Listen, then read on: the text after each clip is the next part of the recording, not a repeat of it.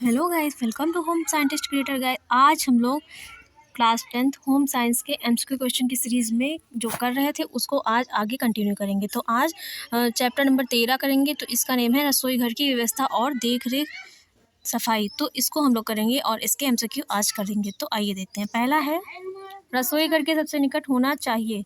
क्या होना चाहिए? ड्राइंग रूम, शयन कक्ष, भोजन कक्ष, बच्चों का कमरा। तो भोजन कक्ष होना चाहिए। अगला है, रसोई घर का कौन सा उपकरण आधुनिक नहीं है?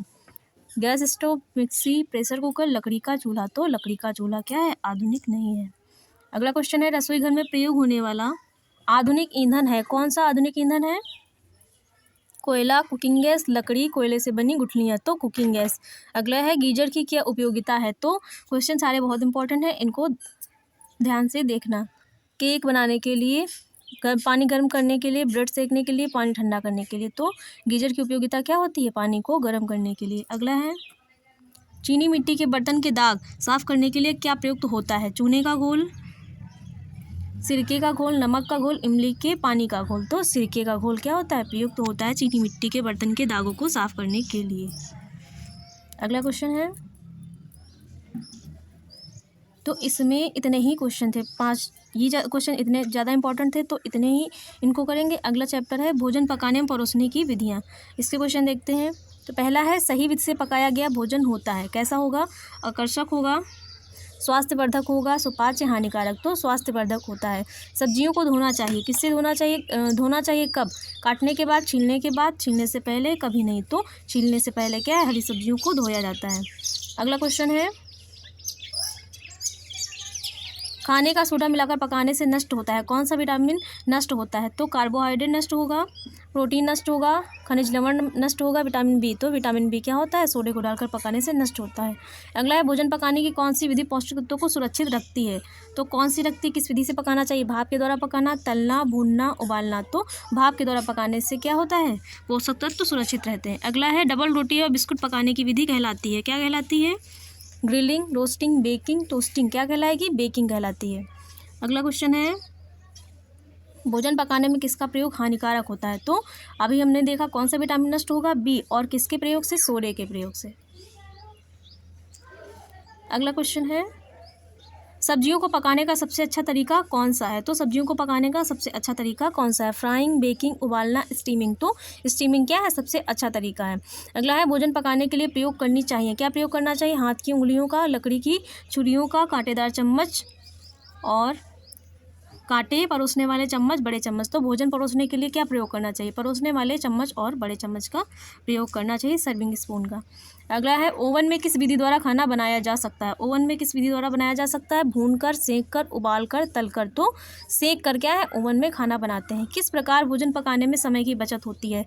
तलकर, उबालकर, भूनकर, प्रेशर कुकर में। तो प्रेशर कुकर में बनाने से क्या होती है? समय की बचत होती है। अगला है, कौन सा विटामिन नहीं पाया जाता है? कौन सा विटामिन दूध में नहीं पाया जाता है? तो दूध में कौन सा विटामिन नहीं पाया जाएगा? ए, डी, सी, के। तो विटामिन सी क्या है? नहीं पाया जाता है दूध में। भोजन पकाने के उद्देश्य हैं। भोजन पकाने के उद्देश्य कौन से होते हैं? भोजन को सुपाच्य बनाना, भोजन को रोगजनक जीवों से मुक्त करना, भोजन को विविधता प्रदान करना, उपरोक्त सभी। तो ये सभी क्या है? भोजन पकाने के उद्देश्य के अंतर्गत आते हैं। अगला क्वेश्चन है, ये हम लोग कर चुके हैं। तो ये चैप्टर भी कंप्लीट हो गया है। तो जितने इंपॉर्टेंट क्वेश्चन थे वो गाइस हम लोगों ने निकल लिए हैं। अगला चैप्टर है, रोग की अवस्था में आहार। रोग की अवस्था में किस प्रकार का आहार रोगी को दिया जाना चाहिए? तो इसको देखते हैं। तो पहला क्वेश्चन है, रोगी का भोजन होना चाहिए। कैसा होना चाहिए? इंपॉर्टेंट क्वेश्चन आ रहे हैं तो बहुत ही ध्यान से सुनिएगा और इनको प्रैक्टिस करिएगा। तो कैसा होना चाहिए? गरिष्ठ होना चाहिए, चटपटा, सुपाच्य, बिना पका। तो कैसा होना चाहिए? सुपाच्य होना चाहिए। और ये सारे क्वेश्चन आप देख सकते हैं कि कितने इंपॉर्टेंट और कितनी बार रिपीटेड हुए हैं, आए हुए हैं। तो बहुत ही हल्के में मत लीजिएगा, इन्हीं में से क्वेश्चन पूछे जाते हैं आपके एग्जाम में। अगला है, निम्न में से कौन सा साफ तरल आहार नहीं है? फलों का रस, नींबू पानी, दाल का पानी, चाय। तो चाय क्या है? साफ तरल आहार नहीं है और तरल आहार में के अंतर्गत नहीं आएगा। किसके प्रयोग से तुरंत ऊर्जा मिलेगी? विटामिन, प्रोटीन, ग्लूकोज, खनिज लवण। तो ये तो क्वेश्चन बहुत इंपॉर्टेंट। ग्लूकोज के प्रयोग से क्या होती है? तुरंत ऊर्जा मिलती है। अगला क्वेश्चन है, ऊर्जा देने वाला तत्व है कौन सा है? कौन सा ऊर्जा देने वाला तत्व होता है? कार्बोहाइड्रेट, प्रोटीन, खनिज लवण, विटामिन। तो कार्बोहाइड्रेट क्या करता है? शरीर को ऊर्जा प्रदान करता है। कार्बोहाइड्रेट का स्रोत क्या है? कार्बोहाइड्रेट का मुख्य स्रोत क्या है? टमाटर, आलू, भिंडी और क्या है? पालक। तो क्या स्रोत हो जाएगा? आलू क्या हो जाएगा? कार्बोहाइड्रेट का स्रोत होता है। टमाटर में कार्बोहाइड्रेट नहीं होता है, भिंडी में भी नहीं होता है, पालक में भी नहीं पाया जाता है कार्बोहाइड्रेट, सबसे ज़्यादा आलू में पाया जाता है। अगला है, आहार में कार्बोहाइड्रेट का सेवन किस रोग में नहीं करना चाहिए? तो आहार में कार्बोहाइड्रेट का सेवन किस रोग में नहीं करना चाहिए? तो मधुमेह में नहीं करना चाहिए। मधुमेह में क्या होता है? ग्लूकोज की अधिकता के कारण ही मधुमेह होता है।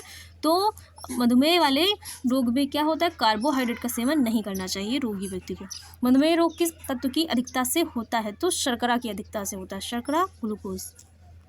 प्रोटीन का उत्तम स्रोत क्या है? प्रोटीन का उत्तम स्रोत पालक, सोयाबीन, केला, चावल। तो सोयाबीन क्या होता है? प्रोटीन का उत्तम स्रोत होता है। अगला है, शरीर की वृद्धि में कौन सा मुख्य पोषक तत्व सहायक है? तो कौन सा सहायक होगा शरीर की वृद्धि और निर्माण में? प्रोटीन, विटामिन, वसा, कार्बोहाइड्रेट।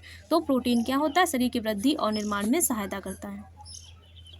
प्रोटीन का मुख्य काम क्या होता है? अभी ऊपर वाले क्वेश्चन में हमने जस्ट देखा है। तो शरीर की वृद्धि एवं विकास करना क्या होता है? प्रोटीन का मुख्य काम होता है। पूर्ण तरल आहार कौन सा होता है? अभी एक क्वेश्चन हम लोग देख चुके हैं। तो पतली दाल, आधा उबला अंडा, साबूदाना खीर, जौ का पानी। तो पतली दाल क्या होती है? पूर्ण तरल आहार के अंतर्गत आती है। अधिक भोजन शरीर के लिए क्या होगा? लाभकारी होगा, हानिकारक होगा, शक्तिवर्धक, ये सभी तो हानिकारक होता है। आवश्यकता से अधिक भोजन क्या होगा? शरीर में बीमारियों को जन्म देगा और स्वास्थ्य को खराब करने के लिए जिम्मेदार होगा। अगला क्वेश्चन है, लौह तत्व की कमी से कौन सा रोग हो जाता है? तो इम्पॉर्टेंट क्वेश्चन है गाइस, बहुत ही ध्यान से देखिएगा। ये सारे क्वेश्चन बहुत बार रिपीटेड हुए हैं और पूछे हुए हैं।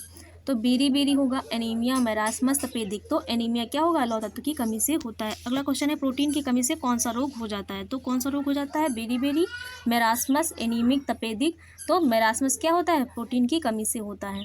और तपेदिक क्या है? टाइफाइड बुखार है। बेरी विटामिन बी की कमी से होगा। एनीमिया लौह तत्व की कमी से होता है। अंडे में पर्याप्त मात्रा में क्या होता है? Iron, vitamin, protein, carbohydrate. तो अंडा क्या है? प्रोटीन का रिचेस्ट सोर्स होता है। मोटापा किस तत्व की अधिकता से होता है? मोटापा किस तत्व की अधिकता से होगा? कार्बोहाइड्रेट, वसा, प्रोटीन, ये सभी। तो वसा की अधिकता के कारण क्या होगा? मोटापा देखने को मिलता है। हड्डियों संबंधी विकार का कारण क्या? हड्डियों संबंधी विकार का कारण कौन सा होता है? प्रोटीन की कमी, वसा की कमी, कैल्शियम की कमी, विटामिन की कमी। तो कैल्शियम की कमी क्या होगी? हड्डियों संबंधी विकार का कारण होती है, क्योंकि कैल्शियम क्या करता है? हड्डियों को मजबूती प्रदान करता है और हड्डियों को बनाने का कार्य करता है। अगला है, दांतों को मजबूत करने वाला तत्व कौन सा होता है? तो कैल्शियम होगा। अभी हम लोगों ने देखा। विटामिन ए का अच्छा स्रोत क्या है? दाल, खट्टे फल, दूध, हरी पीली सब्जियां। तो हरी पीली सब्जियां क्या होती है? विटामिन ए का बहुत ही अच्छा सोर्स होती हैं।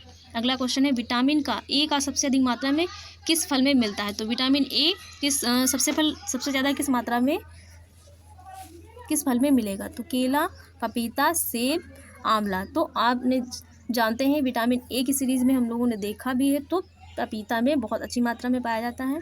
विटामिन सी का अच्छा सोर्स क्या होता है? बहुत बार पूछा गया क्वेश्चन है, बहुत इंपॉर्टेंट है। दाल, हरी सब्जियां, खट्टे फल, दूध। तो खट्टे फल क्या होते हैं? विटामिन सी का अच्छा सोर्स होते हैं। अत्यधिक वमन और अतिसार के कारण होता है, क्या होगा? क्षय रोग, मोटापा, निर्जलीकरण, मलेरिया। तो निर्जलीकरण होता है। सभी रोगों में आहार दिया जाता है। कैसा आहार दिया जाएगा? अलग अलग प्रकार का। जिस प्रकार का रोग होगा उस प्रकार का आहार रोगी व्यक्ति को दिया जाता है। अगला क्वेश्चन है, विटामिन डी की कमी से कौन सा रोग होगा? तो विटामिन डी की कमी से कौन सा रोग होता है? रिकेट्स। हम लोगों ने बहुत बार पढ़ा है। बेरी बी की कमी से, स्कर्वी सी की कमी से और रिकेट्स डी की कमी से। सूर्य किरण से किस पोषक तत्व की प्राप्ति होगी? तो किसकी होती है? विटामिन की। और कौन सी? Vitamin D. तो गाइस ये चैप्टर यहीं पे समाप्त होता है।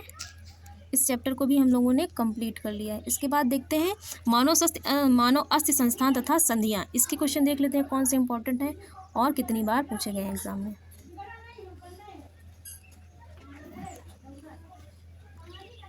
अस्थियाँ किस तत्व से मजबूत होती हैं? तो अस्थियों के निर्माण के लिए कौन सा तत्व चाहिए? अस्थियों के कड़ापन के लिए कौन सा तत्व जरूरी होता है? तो कौन सा जरूरी होगा? कैल्शियम,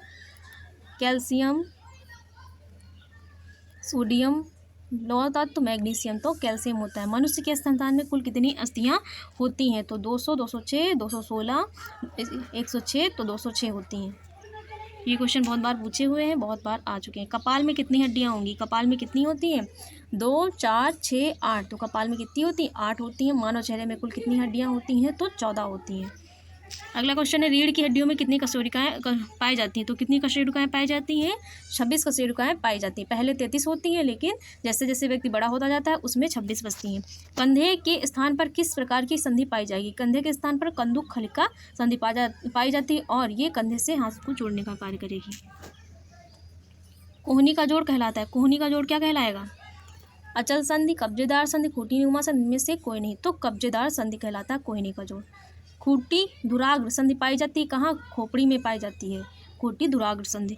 अचल संधियाँ कहाँ पाई जाती हैं? तो अचल संधियाँ कहाँ पाई जाएंगी? ऐसी संधियाँ जो गतिमान गतिशील नहीं होती हैं और अपने स्थान पर स्थिर रहती हैं। तो अचल संधियाँ कहाँ पाई जाती हैं? खोपड़ी में पाई जाती हैं। बच्चों की मेरुदंड में कितनी अस्थियाँ होती हैं? 33। अभी हम लोगों ने जाना 33 होती हैं। अगला है, मनुष्य के शरीर में कितनी जोड़ी या फिर कितनी पसलियाँ होती हैं? तो जोड़ी में कितनी होंगी? मनुष्य के शरीर में जोड़ी में कितनी पसलियाँ होती हैं? किसी को पता है?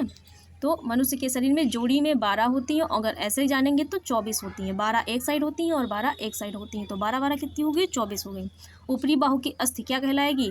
अंशफलक, प्रगंडिका, बहिप्रकोष्ठिका अस्थि, अंतःप्रकोष्ठिका अस्थि। तो प्रगंडिका कहलाती है। तो गैस यहीं पे आपकी क्लास समाप्त होती। इतने इंपॉर्टेंट क्वेश्चन थे, इनको हम लोगों ने कंप्लीट कर लिया। बस एक क्लास और लेंगे, उसके बाद आप लोगों की जो एमसीक्यू सीरीज़ है वो कंप्लीट हो जाएगी। उसके बाद हम लोग चैप्टर में जितने भी इंपॉर्टेंट टॉपिक हैं उनको डिस्कस करेंगे और सारे जितने भी टॉपिक हैं सारे टॉपिकों को बहुत ही सरल भाषा में समझने की कोशिश करेंगे। तो अगर वीडियो अच्छी लगी हो तो क्लास को लाइक, शेयर और चैनल को सब्सक्राइब करना मत भूलिएगा। मिलते हैं नेक्स्ट वीडियो में। Thanks for watching guys.